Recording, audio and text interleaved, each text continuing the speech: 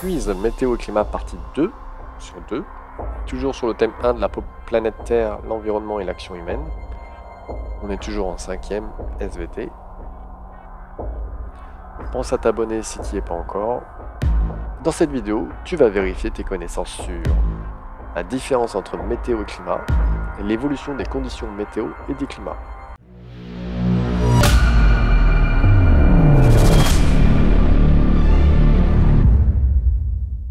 Trois propositions pour une question. Une zone climatique est le nombre d'arbres, la pluie et les animaux dans une zone, la pluie et la température dans une zone, la pluie, la température et le nombre d'êtres vivants dans une zone.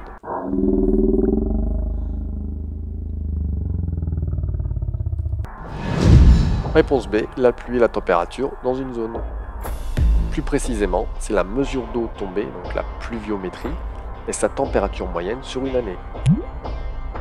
Comment se répartit une zone climatique sur notre planète? Trois propositions. Horizontalement de part et d'autre de l'équateur, verticalement de part et d'autre du méridien de Greenwich, de manière aléatoire sur le globe.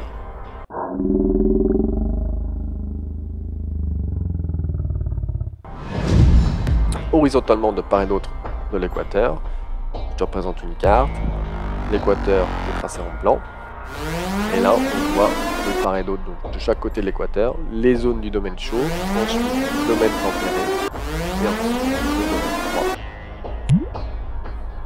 Questionne-toi, tu vas devoir répondre à une question sans proposition.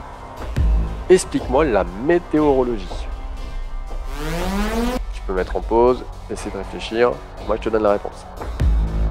C'est la science qui étudie le temps à court terme sur une zone précise, en observant les déplacements des masses d'air. Cela permet de faire des prévisions météorologiques avec le soutien des observations passées. Autre questionne-toi, explique-moi la climatologie. Pareil, mets en pause, réfléchis. Science qui étudie les phénomènes météorologiques sur une longue période et sur une zone étendue. Trois propositions. La variation des conditions météorologiques dépend de quoi? De la vitesse de rotation de la Terre, de l'inclinaison de la Terre, du déplacement des masses d'air et d'eau.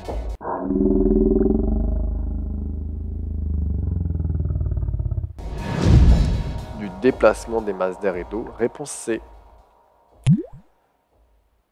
Les deux noms des périodes qui se succèdent au cours des temps géologiques. Trois propositions.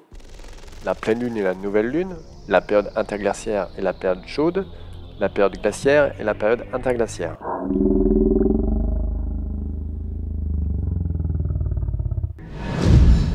Réponse C, période glaciaire et période interglaciaire.